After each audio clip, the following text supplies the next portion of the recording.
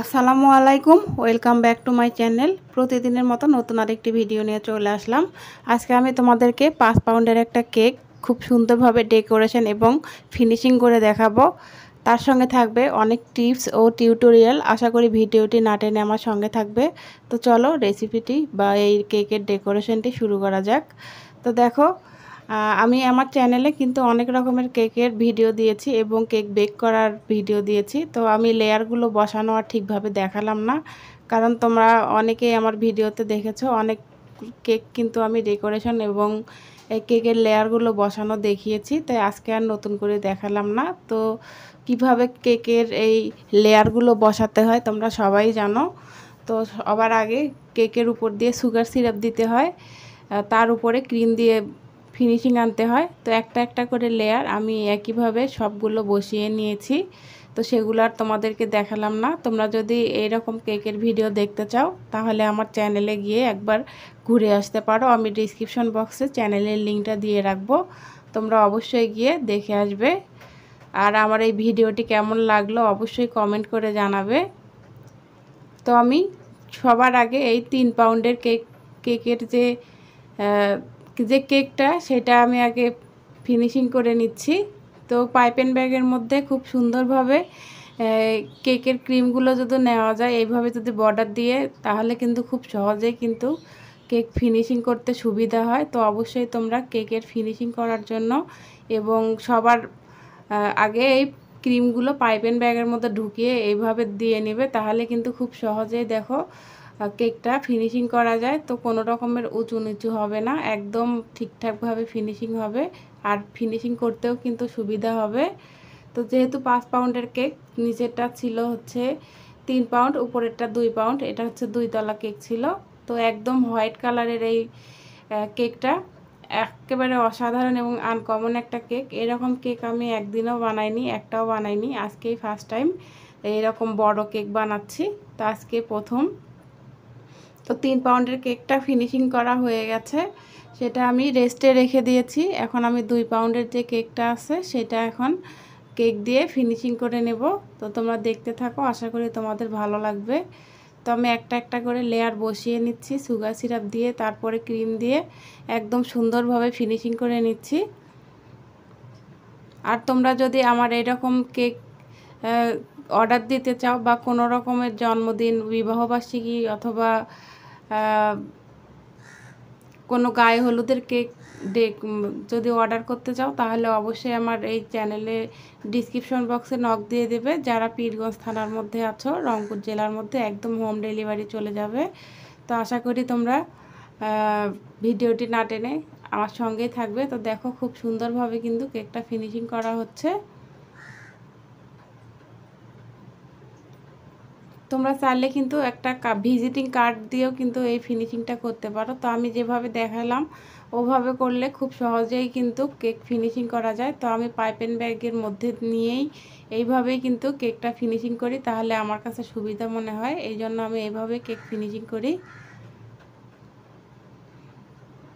আর যদি আমার এই ছোট্ট ভিডিওটি যদি একটুও তোমাদের ভালো লেগে যায়, তাহলে অবশ্যই চ্যানেলটি সাবস্ক্রাইব করে অল নোটিফিকেশন অন করে দিও, তাহলে আমি নতুন কোনো ভিডিও দেওয়ার সঙ্গে সঙ্গে পৌঁছে যাবে তোমাদের কাছে নোটিফিকেশন। যারা জন্মদিনে বা অ্যানিভার্সারি, গায়ে হলুদে কেক বানাতে চাও, তারা অবশ্যই আমার এই ভিডিওটি দেখো, তাহলে কিন্তু খুব সহজেই তোমরা কেক ফিনিশিং করতে পারবে।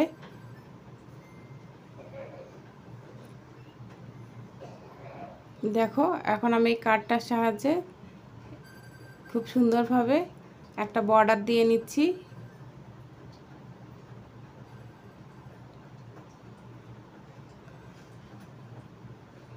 উপর দিয়েও এই কার্ডটা দিয়ে সুন্দরভাবে দেখো একটা ডিজাইন করে নিচ্ছি। এরকম করে নিলে কিন্তু কেকটা দেখতেও সুন্দর হয় আর ডিজাইনটাও খুব সুন্দর আসে। তাই তোমাদের যারা কেক রেগুলার বেক করো তারা অবশ্যই জানো যে কেকের উপরে এরকম বর্ডার দিলে খুব ভালো হয়। তো ওই 3 পাউন্ডের কেকটার বর্ডার দেওয়া কমপ্লিট হয়ে গেছে। এখন 2 পাউন্ডের কেকটার মধ্যে দিয়ে খুব সুন্দরভাবে এই কাট দিয়ে বর্ডার দিয়ে দেবো আমরা। তো যখন একটা একটা করে যারা 2 তলা কেক বানাও তারাও কিন্তু একটা একটা করে বর্ডার দেওয়ার আগে কিন্তু কেকগুলো ফ্রিজে নর্মাল ফ্রিজে রাখার চেষ্টা করবে 1 ঘন্টা বা আধা ঘন্টা। তাহলে কিন্তু কেক ফিনিশিং করতে সুবিধা হয় বা খুব সুন্দর একটা ডিজাইন আসে।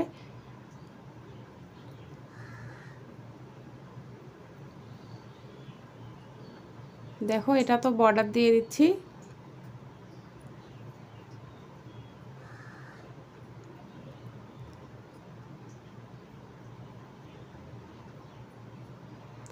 দেখো এটা তো কিন্তু সুন্দরভাবে একইভাবে কাটটা দিয়ে ডিজাইন করে দিচ্ছি। এখন একটার উপর আরেকটা বসিয়ে দেব। কিভাবে দেখো 2 তলা কেক বসাতে হয় সেটাও তোমরা শিখে নাও। একটা কাঠির সাহায্যে আগে আমি মাছ বরাবর মার্ক করে নিলাম,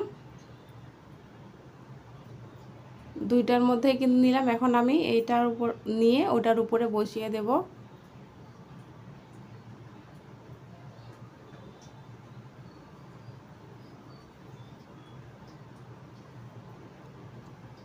দেখো খুব সুন্দরভাবে বসিয়ে নেওয়া হয়ে গেছে। এখন চেক করছি যে মাছ বরাবর হলো না, এক সাইডে গেল।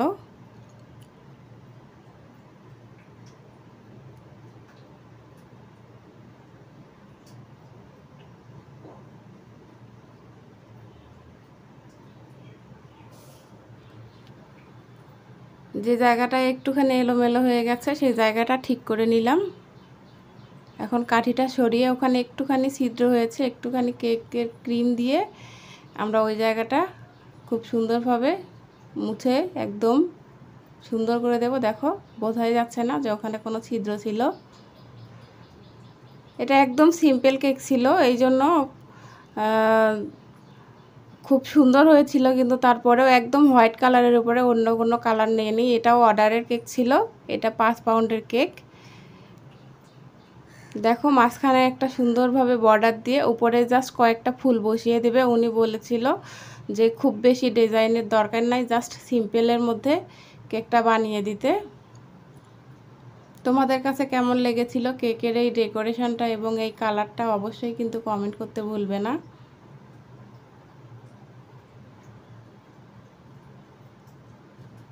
দেখো তৈরি হয়ে গেল 5 পাউন্ডের হোয়াইট কালারের উপরে এই কেকটা।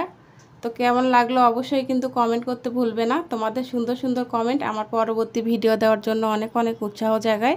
আজকে এই পর্যন্তই, দেখা হবে নতুন আরেকটি ভিডিওতে। আল্লাহ হাফেজ।